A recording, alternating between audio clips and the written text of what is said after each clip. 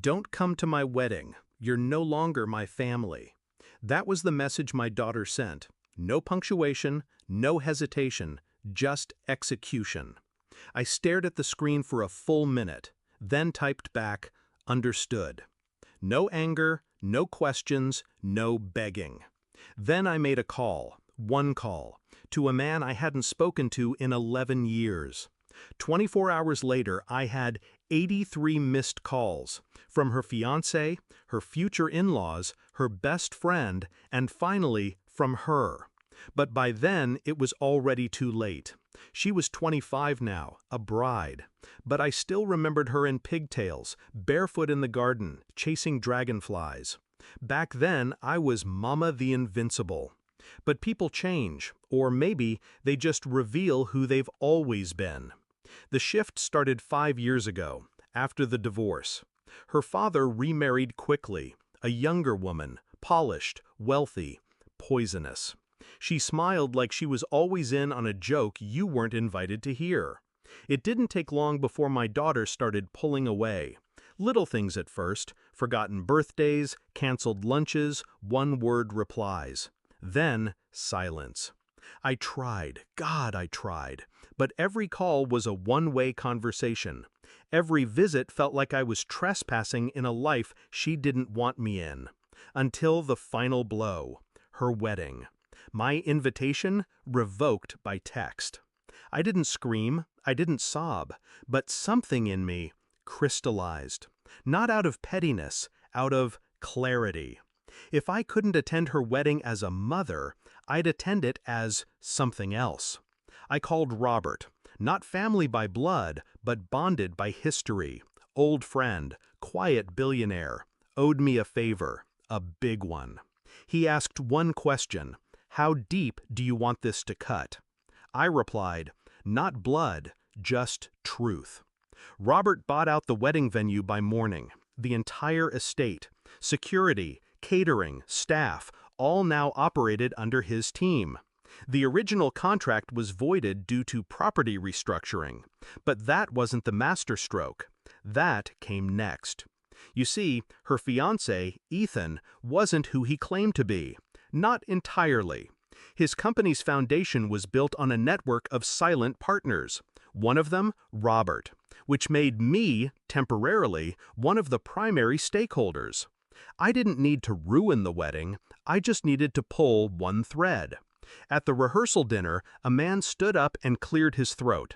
He introduced himself as a representative of the board. He congratulated the couple, then handed Ethan an envelope.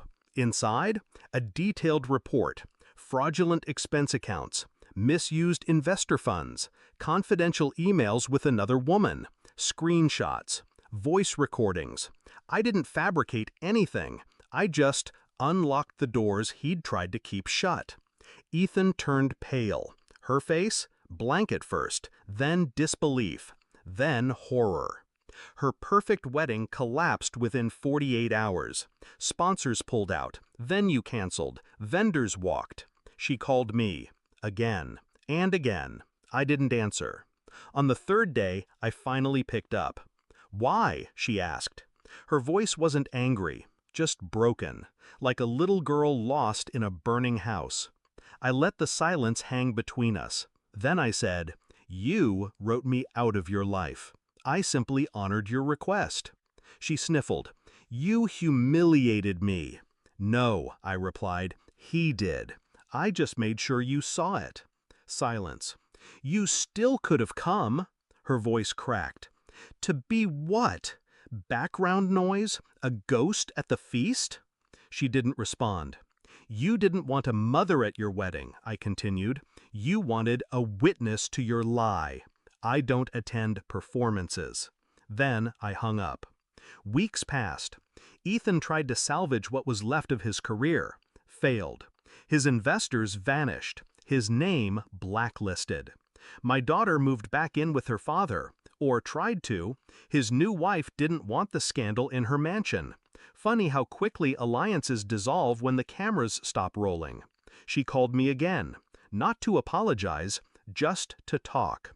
I let her speak, I listened, but I didn't rescue her. I wasn't her safety net anymore.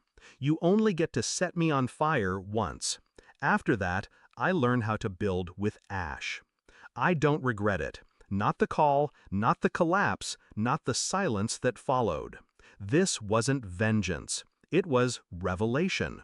I didn't destroy her life. I held up a mirror. She shattered it herself. People think betrayal is loud, screaming, slamming doors, dramatic exits. But it isn't. It's a text. A dress not returned. A chair left empty at your daughter's wedding. But when they push you out, they forget. You were the one who taught them how to open doors in the first place. And when you lock one behind you, you don't always leave a key. Understood. It was never just a reply. It was a warning, wrapped in restraint. And by the time they understand what you meant, it's already too late.